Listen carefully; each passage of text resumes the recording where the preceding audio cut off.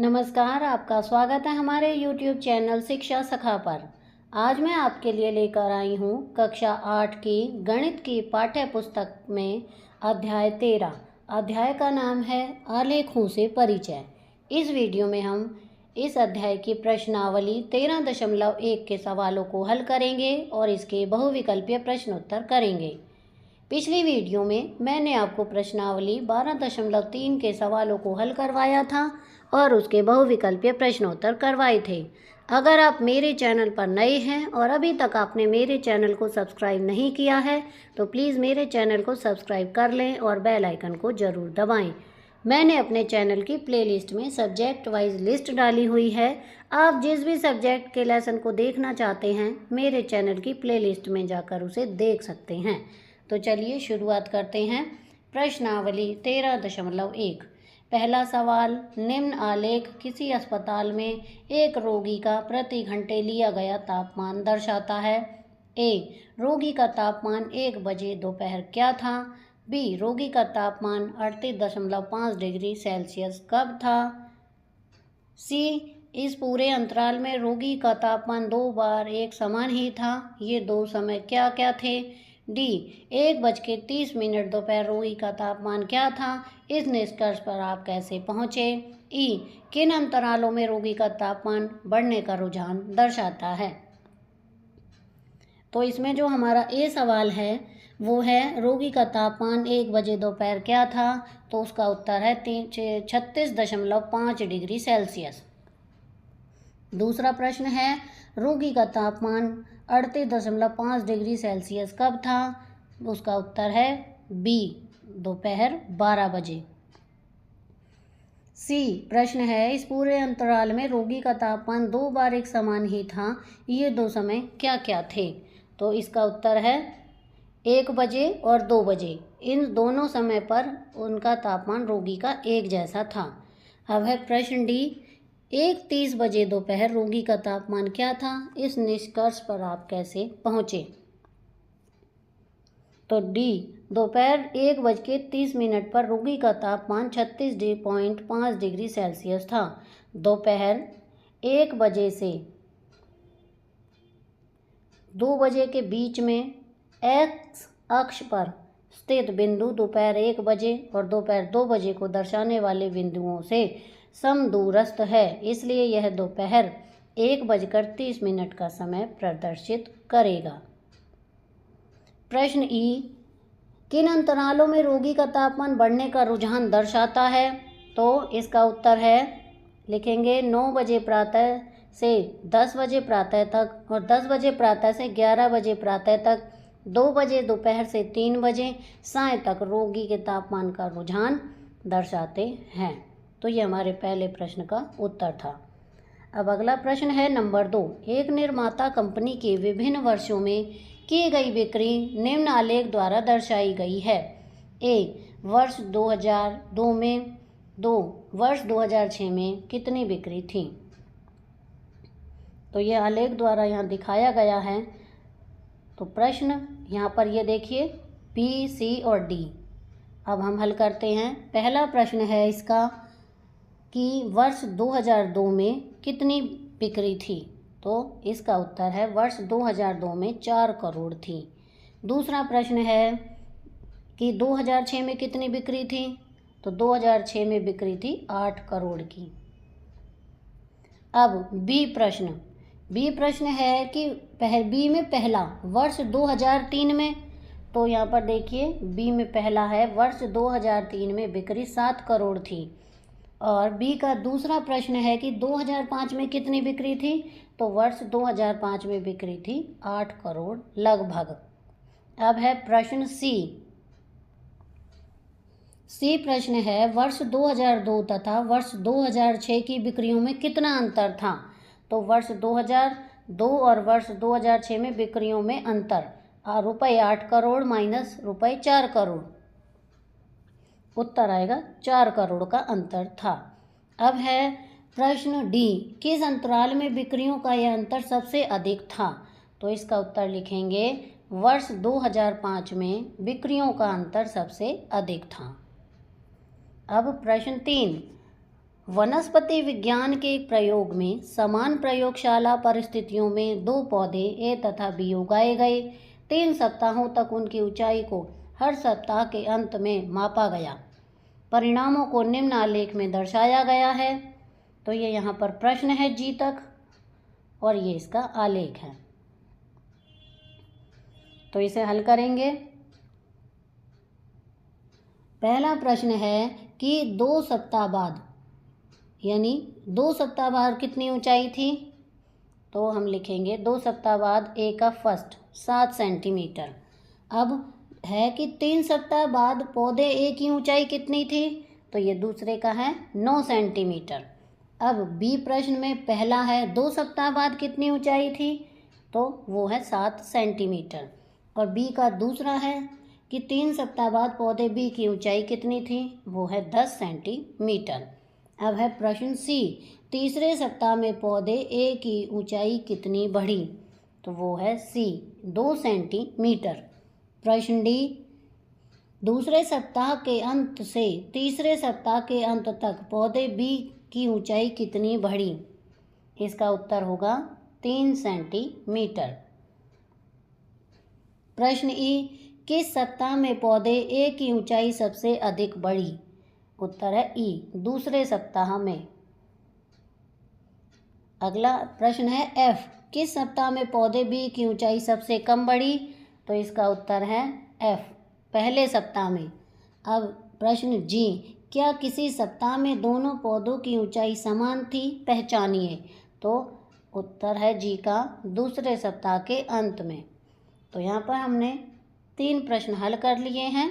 अब आगे हम करेंगे प्रश्न नंबर 4। निम्न आलेख किस सप्ताह के प्रत्येक दिन के लिए पूर्वानुमानित तापमान तथा वास्तविक तापमान दर्शाता है?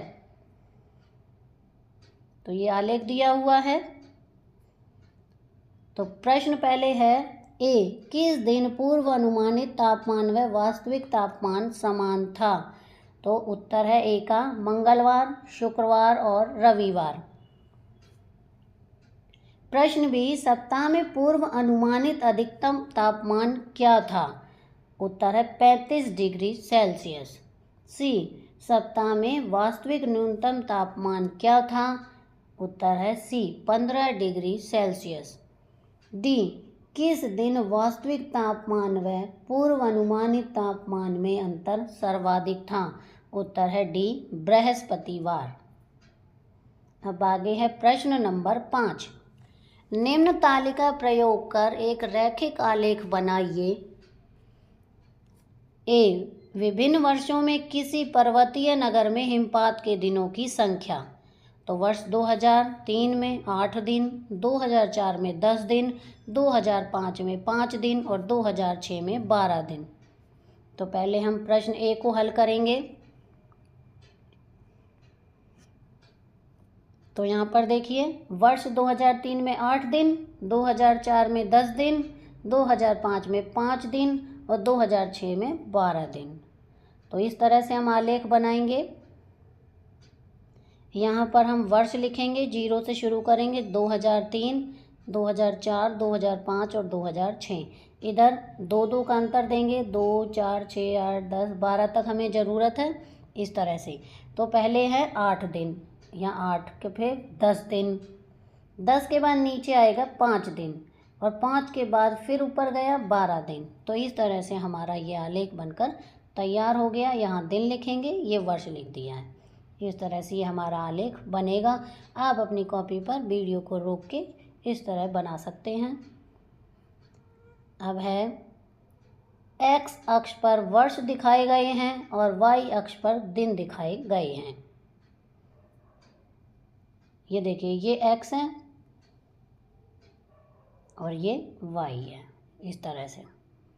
अब इसी का दूसरा प्रश्न हल करेंगे, 5वें का। वो है विभिन्न वर्षों में एक गांव में पुरुषों व स्त्रियों की संख्या। तो वो संख्या देखिए, यहाँ पर हमने शुरू में देखी थी, ये रही। 2003 में पुरुषों की संख्या 12, स्त्रियों की संख्या 11.3। 2004 में 12.5, स्त्रियों की संख्या 11.9। 2005 में पुरुषों की संख्या और स्त्रियों की संख्या समान। 2006 में पुरुषों की संख्या 13.2 और स्त्रियों की 13.6। पुरुषों की 2007 में 13.5 और स्त्रियों की 12.8। तो अब हम इसका भी आलेख बनाएंगे। तो आलेख देखिए किस तरह से बनाएंगे, मैं आपको छोटा करके दिखाती हूँ इस तरह से। तो यहाँ पर देखिए 0 से इस तरह यहाँ बनाएंगे वर्ष, और इस तरह बनाएंगे संख्या, कितनी संख्या थी। तो ये नोट पुरुष हैं, जो डॉट डॉट हैं, ये डॉट डॉट हैं जो इस तरह से, ये पुरुष हैं, और जो सीधी लाइन गई है वो स्त्रियों की लाइन है। तो सबसे पहले है, पहले में 12 और 11.3। तो पहले ये रहा 12 और स्त्रियों की थी 11.3, तो 10 और 12 के बीच में। फिर उसके बाद है दूसरा 4 में, 4 ये रहा यहाँ पे। तो देखिए पुरुषों की संख्या थी 12.5 यानी 12 से थोड़ा ऊपर, और पुरुषों की 11.9 यानी 12 से थोड़ा नीचे। फिर बराबर थी, यहाँ देखिए बराबर है 2005 में। फिर 2006 में यहाँ पे देखिए 2006 में पुरुष की थी 13.2, तो 12 से थोड़ा ऊपर, और स्त्रियों की 13.6, तो स्त्रियों की ऊपर जाएगी। पुरुष की तो ये रही नीचे वाली, स्त्रियों की ऊपर वाली है। अब 2007 में पुरुषों की संख्या 13.5 ये रही, और स्त्रियों की 12.8 ये। तो इस तरह से ग्राफ आलेख बनेगा, आप इस तरह से बना सकते हैं। ये देखिए नीचे यहाँ पर फिर से लिखी हुई है इनकी संख्या, आप इसमें से देखकर बना सकते हैं।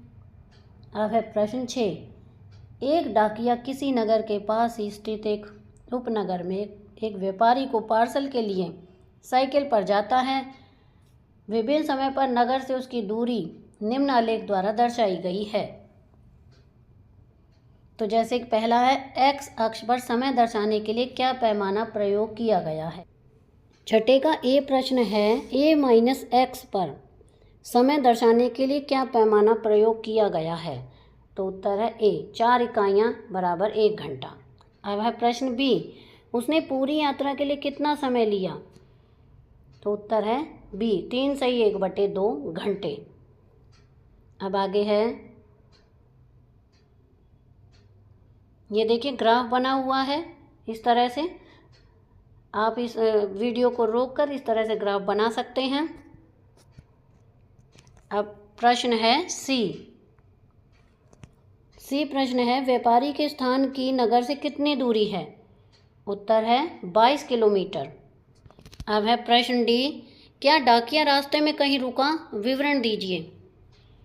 हाँ, यह आलेख क्षैतिज भाग से दर्शित होता है। 10 बजे प्रातः से 10:30 बजे प्रातः तक रुका।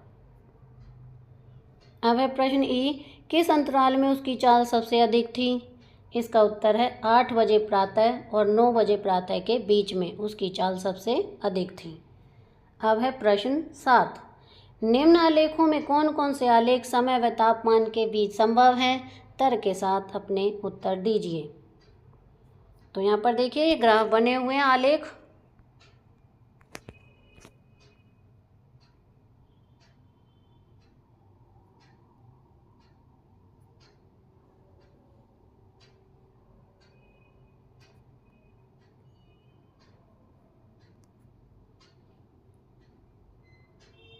तीसरा है, इसमें जो तीसरा चित्र है जिस पे 3 नंबर डला हुआ है वह संभव नहीं है।